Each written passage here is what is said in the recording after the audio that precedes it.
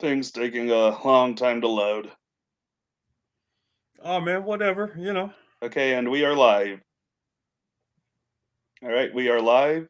Tonight we'll be discussing the importance of being responsible when you concealed carry and how to be prepared for self defense. My guest today is Rick Hector of Legally Armed in Detroit. Rick, how are you doing? Hey man, I'm doing great. Thanks for asking. And you know what? I'm glad for the invitation, the opportunity to speak with your audience, and I'm looking to have a good discussion. All right. If nobody knows, Rick runs a class year to get as many women armed in Detroit, also known as legally armed in Detroit, and I won't go to what the letters mean or spell. Right. My logo, you can see it is LAID, LAID, and it is quite the attention Legally armed grabber. in But right under it, I actually define out what the letters represent. It stands for legally armed in Detroit, man. And I've had no shortage of reactions to the shirt, but that's part of the whole marketing aspect of being out there and trying to make yourself a little different from the next person. But it's a great conversation starter. It never gets old, man. Never gets old. nope. Uh, I remember from last year when you had Craig DeLuz out there in Michigan. You say you remember when we had who out there?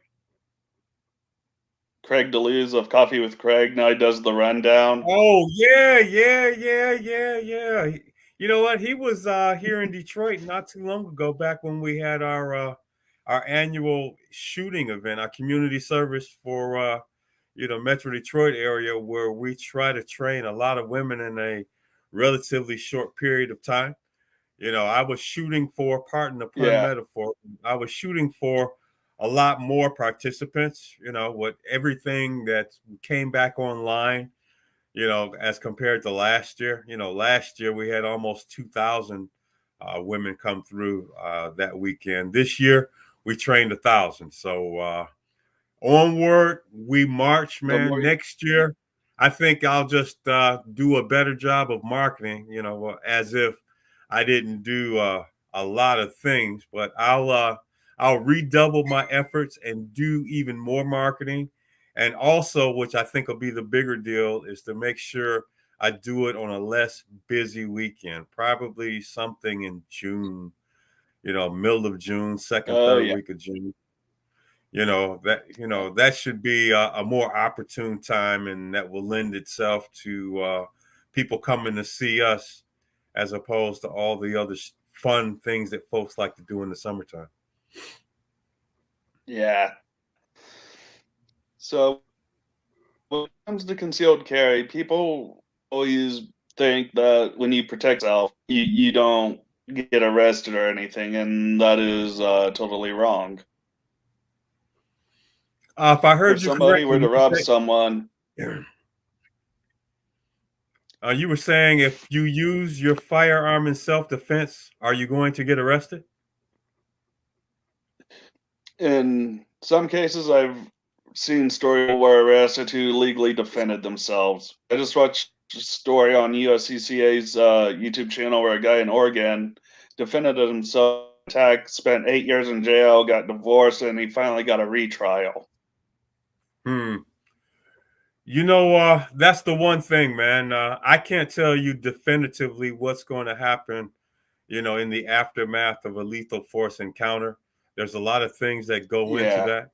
I mean, you're alluding to, which I think is an excellent point, which is the underlying facts of the interaction and of the case are going to be important. The other thing that is going yeah, to come into play is the local jurisdiction, the local politics. Is this a situation in which what they could do an investigation and release you on your recognizance, or they have to hold you for a few days and then send it before the local prosecutor and get a ruling one way or another. And of course, Yeah. I don't have to tell you, man, there have been a lot of high profile cases where the case went to the prosecutor. The prosecutor said no bill, and then the community went up in arms, and then they turned around and had another trial. So, you follow, the gun community and the things that some people have to endure, man. You see a lot of interesting things. And I try to tell people, to stay up to date with what's going on, pay attention, and where possible, where feasible, try to get a lesson from each incident that you see, and hope that it will make your encounter, your aftermath, God forbid anything negative ever happen, but hopefully you won't suffer too much as a consequence. Right. I would say if you're gonna be prosecuted, they're gonna be more in the larger city areas, Portland, Columbus, Detroit, where a lot of the prosecutors and police chiefs are gonna be more left leaning to try to get a law abiding citizen arrested and ruin his life for simply defending himself. Well, probably due to the fact that most large cities, they lean a certain way politically and tend to not have an affinity for firearms. One thing about Detroit Yeah. in recent years is that we had a very pro gun police chief. But if you've been keeping up with what's James happening Craig, here in I believe Detroit, his name is. you know that James Craig recently retired, and we're still trying to figure out the political opinion of his replacement. But I know he made a statement in the media maybe a week or so ago that doesn't seem like he's as enthusiastic as former Chief Craig was about citizens carrying guns. But we'll see what Right. happens. I talked with my local sheriff too, and he's on the side where I live at in Ohio. I'm from a small town, and he's very pro gun, so he's for an armed citizenry. Yeah, and that's a good thing, man. And that unfortunately is something that a lot of voters typically, don't ask before they go into the voting booth. Personally, I'm so pro gun, man. I can't vote for an anti gun candidate. If you don't publicly state your views, I will go to one of your campaign stops and ask you, maybe face to face, Yeah, one on one, or typically there tends to be attendee, comment section where you can ask a question or make a statement. You know what? I want to know. And the only yeah, way I'm going to know is to ask. And these guys, when they ask for our vote, you know what? They usually make campaign stops, man. And it's incumbent upon you that if you care about gun rights, go and ask the question and ask accordingly. yeah. But, my thing is, man, that is my litmus test. It's not the only thing that's going to determine whether I vote for you or not. The thing Right. that I will say is typically, if you're pro gun, that tells me a lot of other positive things about you. Oh yeah. We got most people who are pro gun are going to be mostly on the conservative side, where they believe in like, hey, you have the right to free speech, speak your mind freely. You have the right to bear arms. We need people who understand what the Constitution is. Especially now, my district of Ohio, my congressman is Jim Jordan. I don't know if you've ever heard of him. I've heard of him.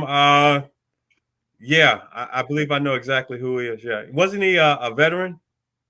That I don't know. All I know is he's pro gun, pro freedom, and whenever something comes up in Ohio on gun control or anything, I will call him on it and see if he will urge him to oppose it. And I hear back from either secretary or sometimes get a letter in the mail from him. Hmm. Just a few moments ago, you made a statement I want to respond to. You said that typically, when trying to assess someone's political leanings, and the gun issue is a convenient litmus test. And you know what? For the most part, it is. But some of the things that we saw in some of our larger cities, and Detroit wasn't one of them because we had a great police chief in James Craig. But in many other large Oh yeah. metropolitan areas across the country, the police chiefs just pretty much sat on their hands. The police were there when we had all of those riots. Yeah, I'll call them riots and disturbances, and the police didn't act, they just observed. And the citizens of those local communities, they saw a handicapped police department that was restrained from taking action. And that, I believe, had a lot to do with the interest in guns. And it's been Yeah. coast to coast, and which is why we've been setting sales record upon sales record for guns. Folks are finally getting it. The Supreme Court has ruled in two separate cases, man, that personal protection and self defense is your responsibility. But when citizens across the country saw their towns being destroyed before their very eyes in their local police departments that failed to act, that was a wake up call. And you know what? People will respond rationally. And the only decision that made sense in the aftermath of some of these shenanigans was to go to a gun shop and buy a gun.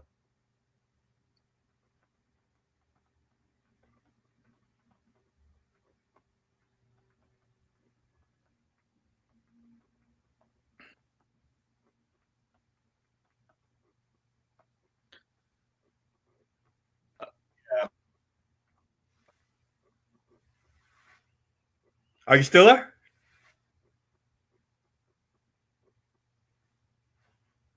Okay, well, maybe I'm not there.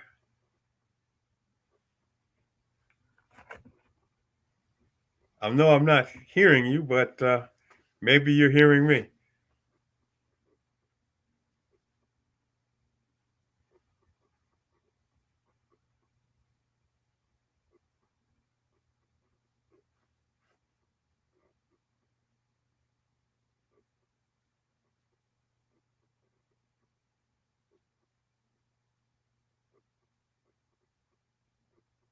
Maybe if I use the universal signal for I can't hear you, maybe that'll let you know that I can't hear you. Yeah.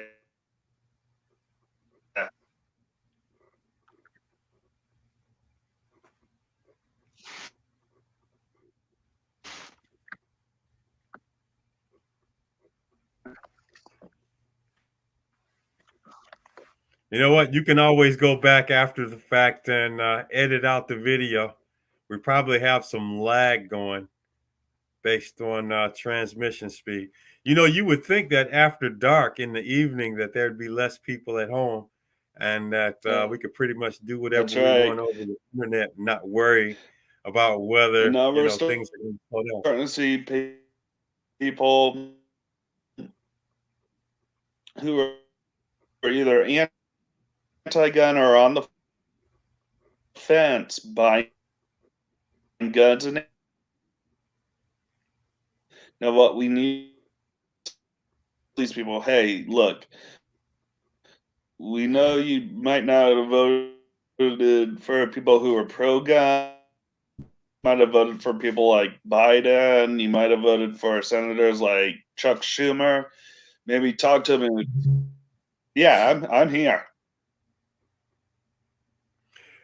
But if you vote, oh no, I'm here. The computer's kind of freezing. Yeah, when I when But I when I hear what you say, man, it's like I I'm get here. it and I understand it for many people, and I'm not going to put a percentage on it, but for some people, the gun question and your fundamental Everyone. rights are not sacred. And to me, if you're anti-gun, there's no possible way I can vote for you. And guess what? If everyone on the ballot is anti-gun, and I've had this happen, I will vote for either none of the above, myself, or a cartoon character as a write-in before I just vote for someone because they're on the ballot. Right. And that's why, like when it comes to self-defense too, you need to make sure you're in a good area where they won't press charges like, "Oh, it was self-defense. You're not going to jail," because in many states and cities, they have different ways where they can get you, even if it was legal self-defense. Oh, you could have gotten away, which if you can get away, please get away before you have to use deadly force. You Try to know, avoid using deadly force at all costs. in many communities, we have the equivalent of stand your ground, and as long as your life is in imminent danger of great bodily harm, sexual assault, or death, you don't Yeah, have to make an attempt to get away before defending yourself. But I do hear your point. I actually am in agreement with your point.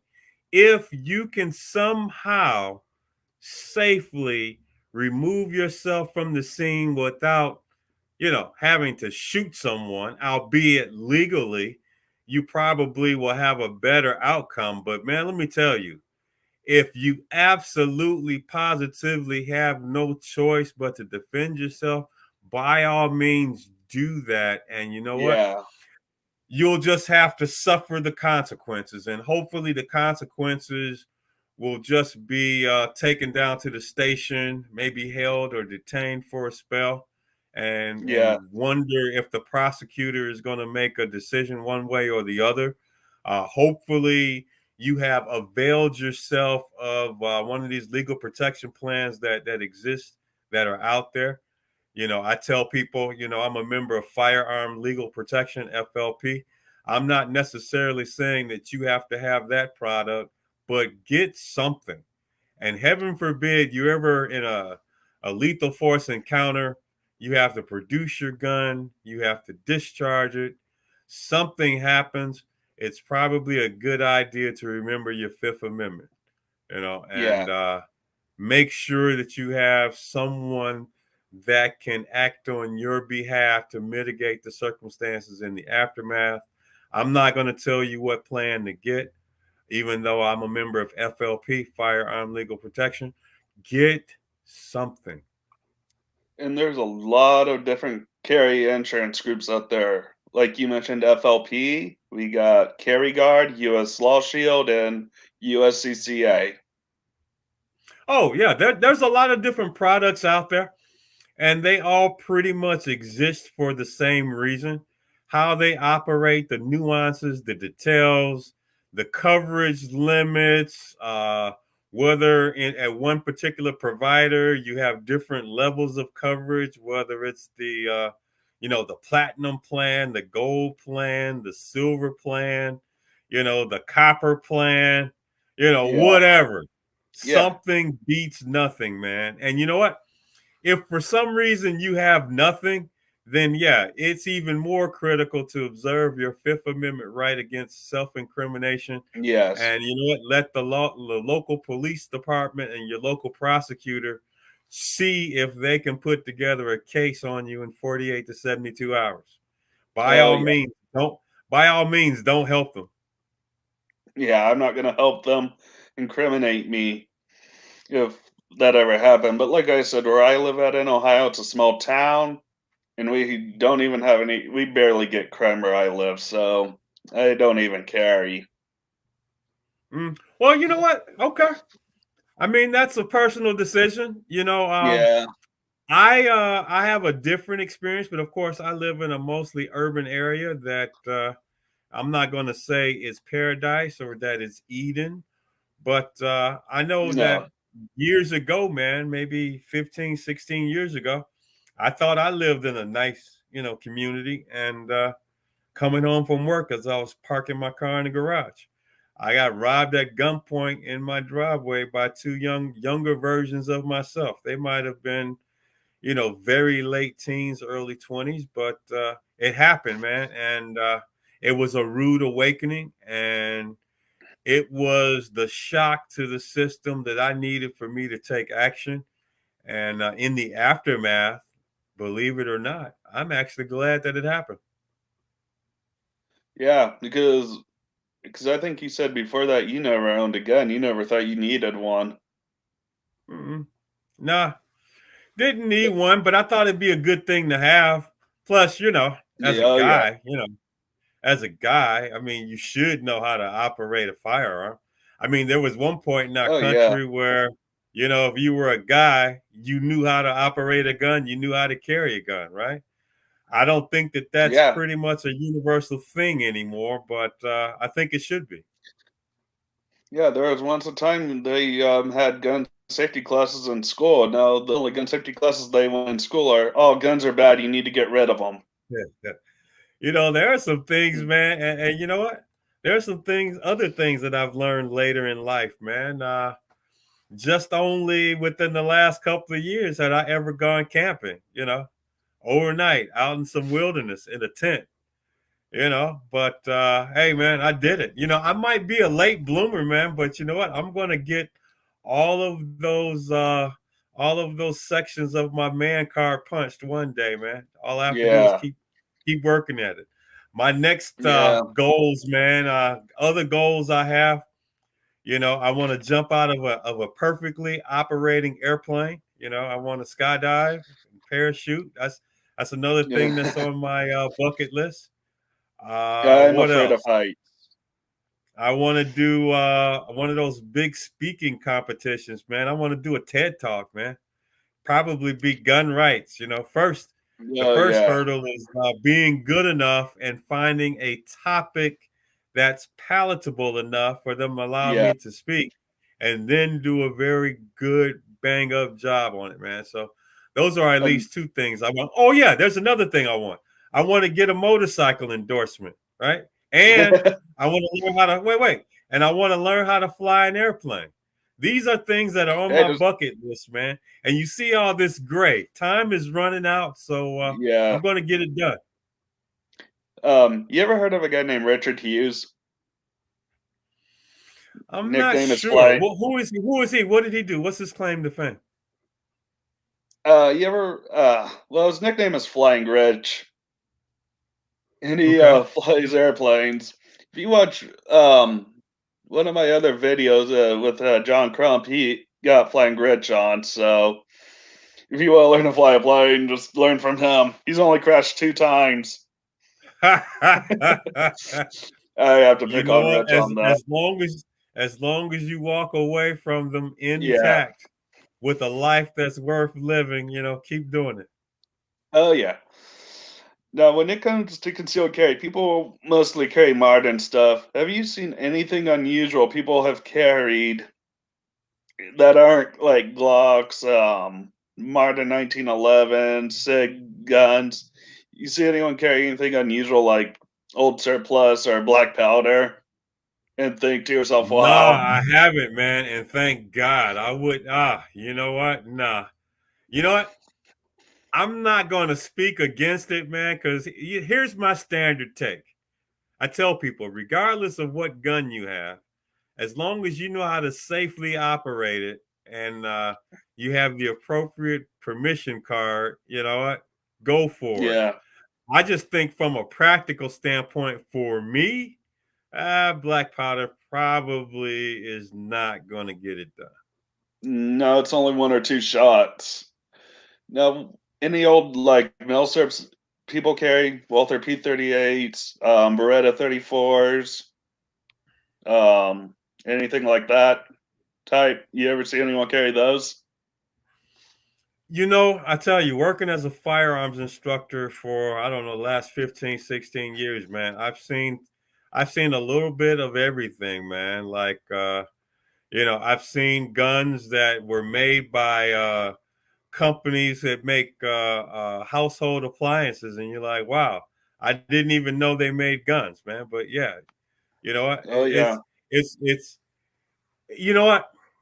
There's always a new experience, man. There's yeah. always something that makes you go, well, I thought I saw it all, but man, lo and behold, here we go. I finally seen this, and I didn't even realize that some of these situations could never occur. But I tell you, it's part of the fun of it, man. Oh I've yeah, been around for a spell, man, and I've seen a lot of interesting things over the years. yeah. See where I come in at, if I were to ever get a CCW, The one thing I would love to carry, and I'll probably get left as a PO8 Luger. Okay. There's nothing Well, wrong with that. if you know how to safely operate it, go for it. Go I've for only, it. yeah, I've seen videos on Lugers and how to operate them. I've never actually shot one. I've held one, but I want to learn. I could probably learn how to shoot it by taking it to a range. I've You learned know how to what? shoot. Taking it to a range after you have, in some way, fashion, or another, had a good grounding and fundamental understanding of firearm safety. You know, Yeah. I just want to throw that caveat in there because I've seen too many circumstances in which someone buys a gun, God bless them, they take it to a gun range and then they haven't had any training whatsoever. And I'm not advocating mandatory training, but I mean, there's a lot of different ways to get training, and we Oh can talk yeah. about that later. But go into a range and just commit a litany of safety violation after safety violation, and it's not a good environment or a good situation. Right. Hopefully wherever you go shoot, whether it's indoors or outdoors, hopefully they have good management, good supervision, sound rules in place that are quickly and safely enforced. Yeah. Well, I think I only ever had one range officer come up to me at an indoor range one time. In the way I was shooting, I thought I was aiming perfectly, but he just said I was aiming just a little bit too high, so just to be careful. So I aimed a little Oh lower, yeah, but well, as that was very nice of him, and I appreciate him for giving you some instruction. oh yeah. But my standard tack is that's not what those guys are there for. The range safety Right. officers, their jobs are to make sure that you don't hurt yourself, make sure you don't damage property, and make sure you don't hurt someone else. Yeah. Now, when he starts giving you advice on how to shoot better, that's Well, crossing the line of being a range safety officer. But if he's got some good information, he yeah.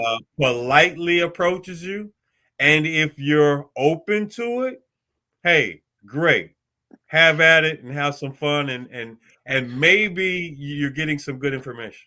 Yeah, well, I think it's because the area where I was shooting at, when the bullet would go through, it hit styrofoam or something. So just to be careful with that stuff. Yeah, you go to any Yeah, gun range in America and look up. You know what? You might see a bullet hole or two somewhere. yeah. But other than that, he just said, because of the styrofoam, the lead can do damage, and we don't want that. That's Well, why he, most modern ranges, they do a good job with hygiene. They yeah, make sure that they keep a good environment. Some of these air filtration systems I'm seeing in modern indoor ranges are far superior than the systems that apparently were in use when I first started carrying a gun, man. oh Some yeah, gun ranges, you go in and you could smell it and you could breathe it in. Of course, you didn't know you were breathing it in, but eventually at some point in time you might blow your nose and then you'll see all the powder and the soot on the tissue, and you're like, "Yeah, I'm taking this stuff in."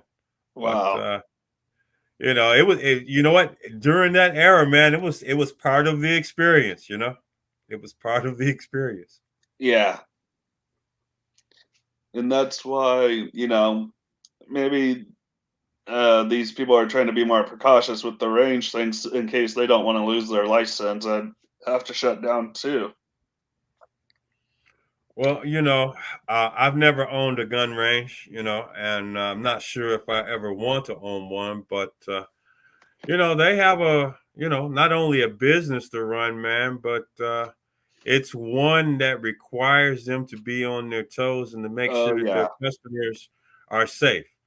You yeah, know, uh, Whatever policies you have, you know, make sure that you follow them and you stay on top and you actually watch and you're actually in a position to do something. I tell yeah, you some of the most interesting things that I see from time to time is you might have a range safety officer, indoors, far away from the range, and he's watching, every shooter in each booth by video. If Yeah. something unsafe was happening, there's no one there on the floor close to the lane where someone could actually intervene or do something other than, to give some instructions over a loudspeaker. Yeah. That's fine and dandy, man. But if the situation is really serious, I think you need someone there in person quickly.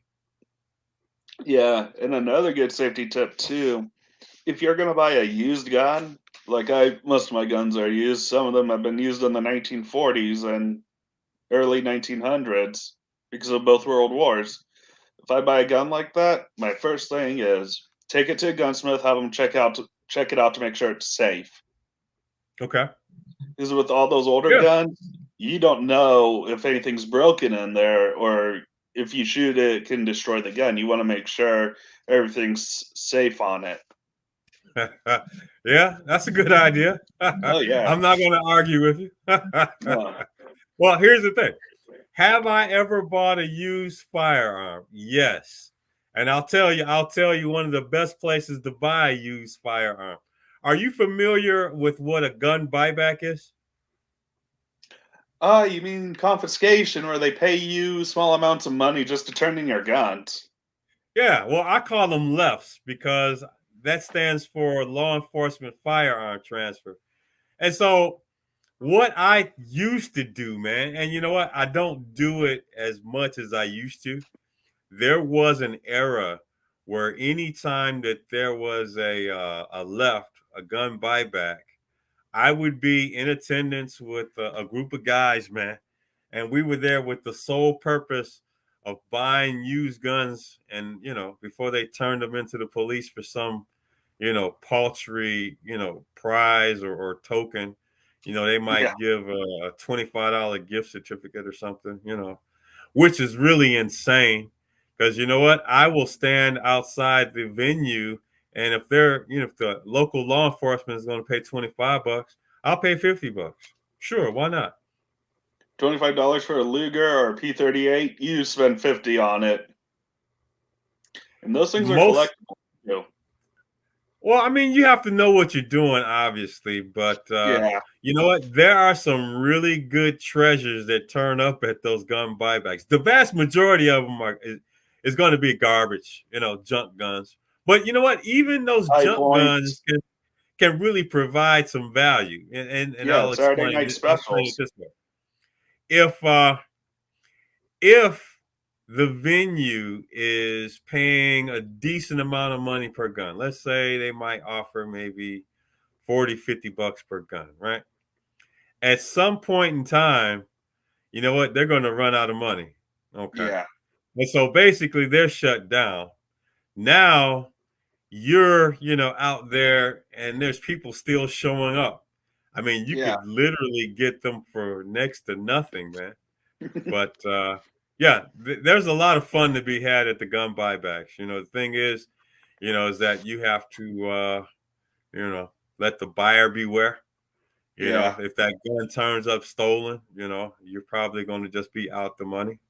If the yeah, gun is inoperable or needs significant, repair that far outstrips what the gun is worth, then that might not be worth it either. But you know yeah. what? It's like treasure hunting, man. It's a great thing to do. I regret that I haven't done it in a while, man. As a matter of fact, I might try to find one. I will say one thing though. Back when James Craig was the police chief, he saw the folly of such boondoggles and didn't participate in them. However, our local county sheriff from time to time would still do them, but those things are worthless. The Mm, only people that turn in guns are actually law abiding citizens. They may be anti gun, they may be what I call a gun widow, maybe a spouse, passed on yeah, and they have guns in their house and they don't have anyone to give them to. So they just, yeah. throw them away by giving them to the police department. But, I read a story which from is really a sad. I read a story a while back. A woman in Connecticut turned in a World War II era STG-44. Hmm. You you know what that thing is? The STG? Not necessarily offhand, but what was the estimated value of that thing? It was a select fire gun from World War II. I would say probably like 30,000. And you're gonna turn that in for a couple of gift certificates to McDonald's or something. Yeah, my guess, and that's funny because I work at McDonald's. Yeah, Look, it's man, still I'm not dissing McDonald's. I eat yeah. McDonald's. I eat Hey, no, McDonald's, man. I'm hey, not no gonna say problem. it's my I'm not gonna say it's my favorite restaurant, but I go there. Hey, it's a paying job. It's better than nothing. There you go. There you go. It's an honest living. But yeah, so what the STG-44 was a semi or a select fire rifle, which would crescent into like the term assault rifle today, select fire intermediate gun. But it was the very first gun to introduce it to the modern world. You ever see an AK-47? Yes. Look at an STG-44 and AK-47 side by side, and you will see they are almost exactly the same. Okay. Yeah, it's funny because when Mikhail Kalashnikov designed the AK, he said he never saw an STG-44, which Okay. is the year it was. Well, they had them out before 1944, but they had to hide it because Hitler had prohibited the use of rifles. He just wanted like MP40s and stuff, Okay. automatic machine guns. So when they hit it, they were calling it the MP-44. But Okay. they had them out. I think they had a few of them in service in 43. But anyway, the Russians had captured some because that's where most of them were sent. And after the war, um, Hugo Schmeiser and his family and a lot of his workers were sent to Russia. They worked with Kalashnikov on the design of the AK with fewer parts, but the inspiration and design was from the STG 44. Oh, okay. Yeah. Hey, And you're a it, regular history buff, man.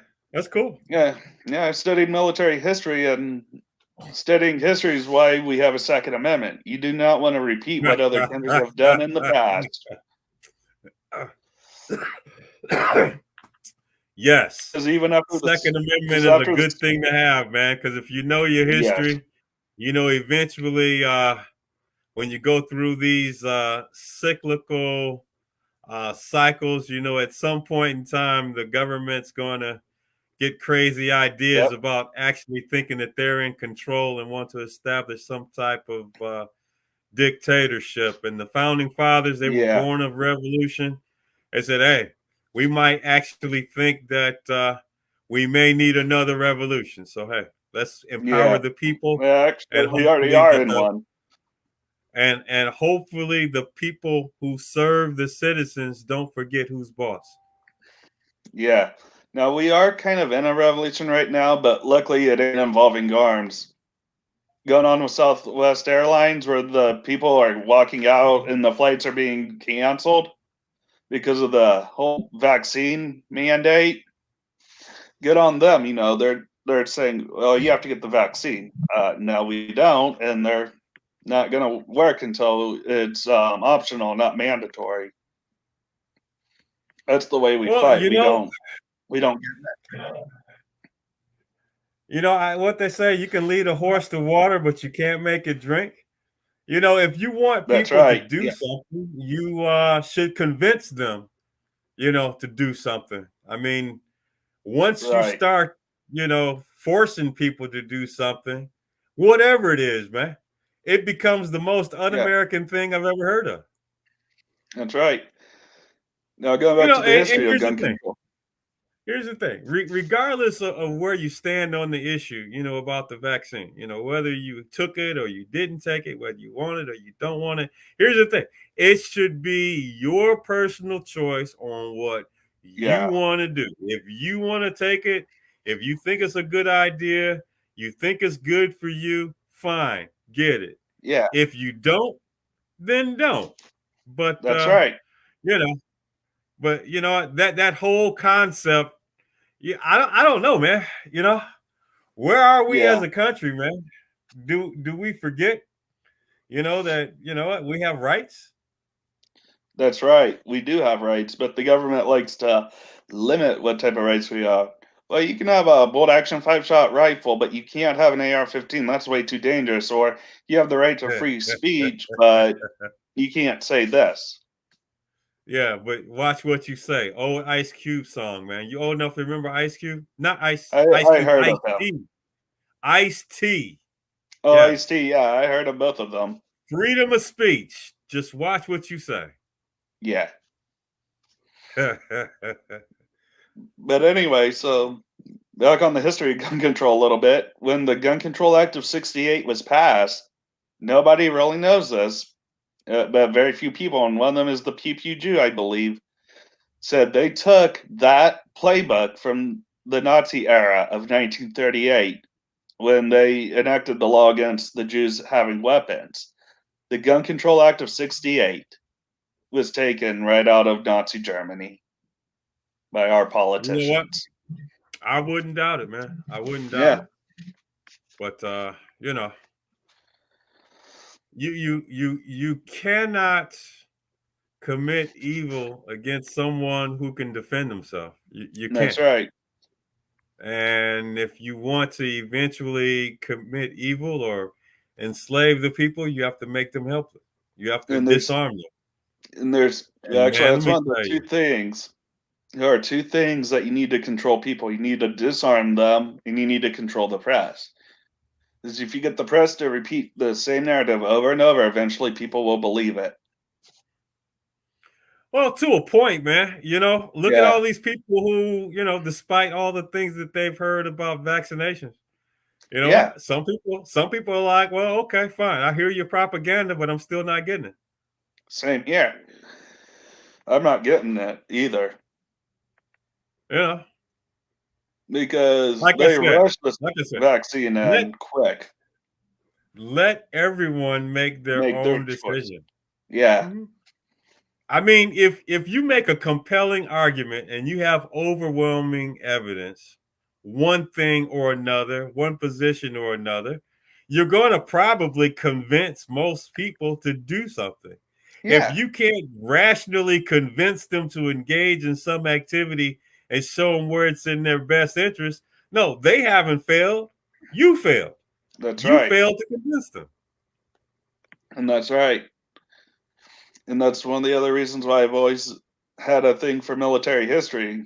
And now, when it comes to military history, I like that, but I also like seeing all the small arms used by all the different countries throughout the centuries, from muskets to bolt action to select fire weapons today. Mhm. Yeah, it's like, wow, a Lee Enfield. I want one of those, which I have a number one Mark III Star, Indian Okay. contracted. I have a Carcano, and this one doesn't have a scope on it with the serial number 2766. Okay.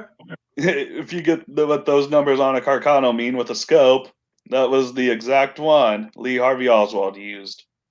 Oh. But it's the same. It's the same length. It's a carbine. I love it. It's 6 shots, and people go, "Yeah, ARs are a lot better." To an extent, yeah, but if you want to know the history of how modern guns got to place, you go back to old surplus. You look at a Beretta 92, look at a P38. They're exactly the same. No. Okay. Same mechanism. Just one holds You more know what, rounds man? than the other and lower model. I shouldn't say bought. Well, in a way, I did. I applied for a license years ago, man. I mean, years ago. I applied for a curios and relics license years ago, man. And Uh, I would get all the surplus magazines, man, and see all the interesting things that came in. And I spent way too much yeah. time, cleaning off that what's that gunk that's on it? You have to Cosmoline? clean Cosmoline. You had to clean the Yeah, cosmoline off the guns, and pretty much restore them yeah, from the preservatives that they were putting on them to keep them from rusting out. But yeah. I did that for a while, man, and that got kind of old, So I kind of let it expire. But that was a fun era in my life.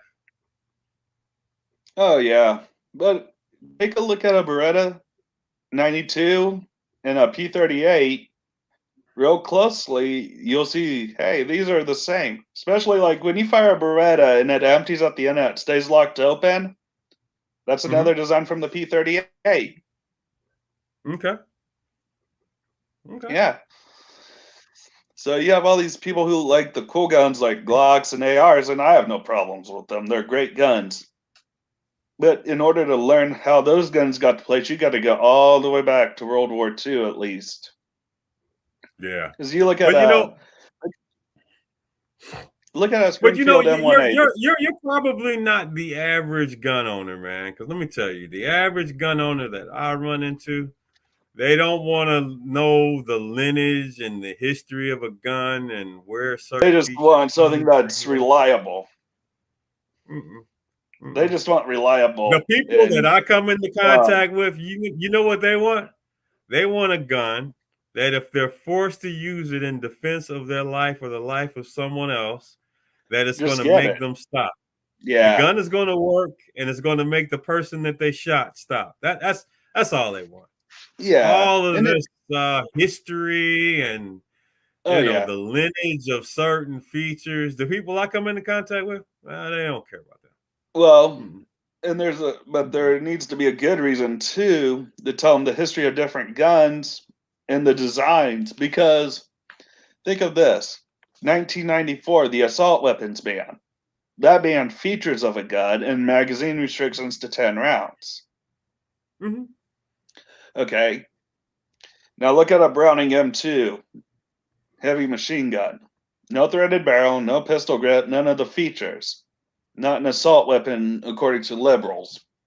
Well, anti gunners in general. But when Bloomberg was running for his short term, he wanted to ban guns that held more than 3 shots. So when you hear them say, well, okay, we'll give up our 30 round mags, we still have a 5 shot bolt action. Explain the history too, like, well, a 5 shot has killed a lot more people than a 30 round mag and an 8 semi automatic AR.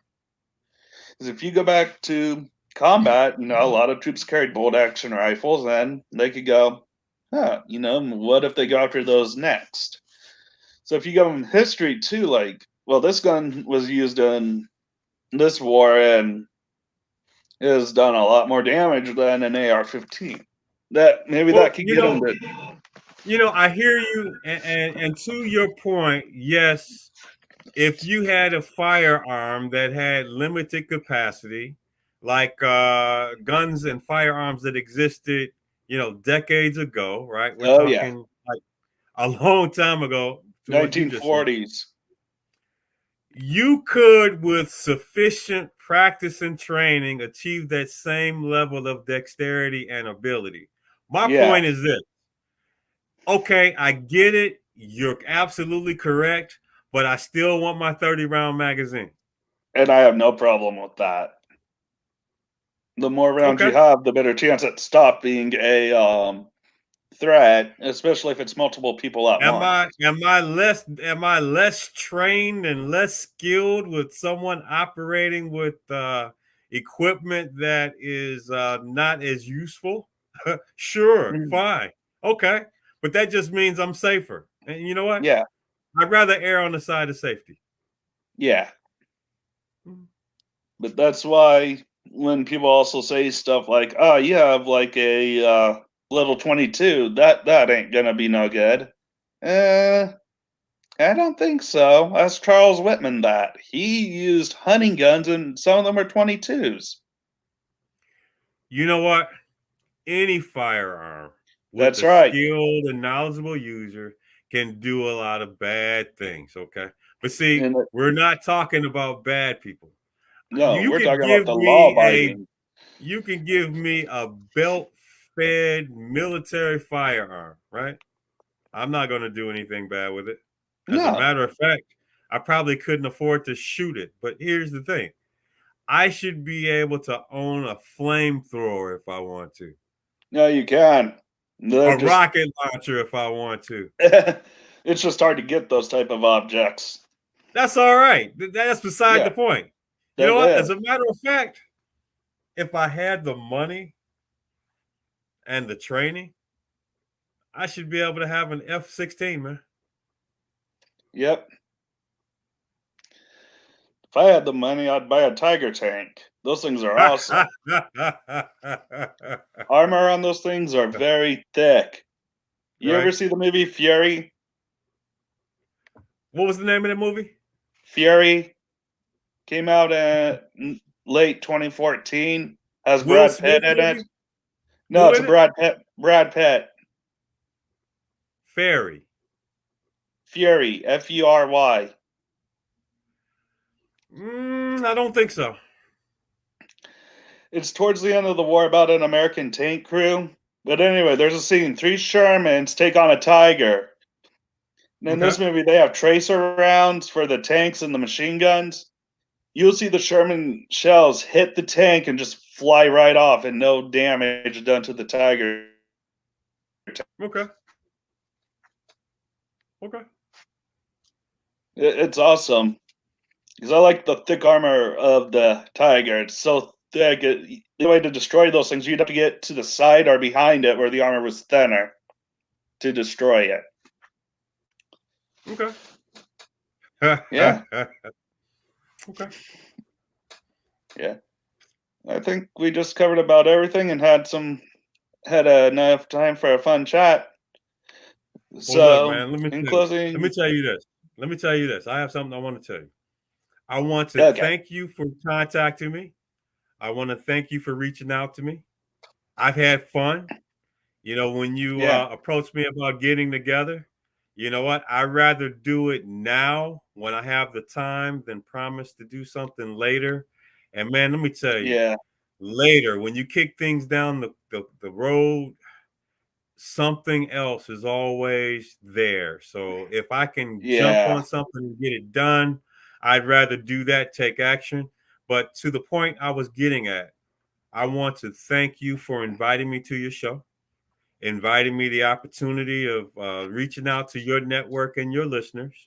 And if you don't Yeah. mind, I'd like to tell folks how they can reach me. If people are Okay. curious about what I'm doing and how they can get a hold of me, they can go to my website at DetroitCCW.com. They can go to my blog at legallyarmedindetroit.com. They can catch me on social media. I am Rick Ector over at LinkedIn. If you want to go over to Facebook, Instagram, Twitter, and YouTube, my handle is at Detroit CCW.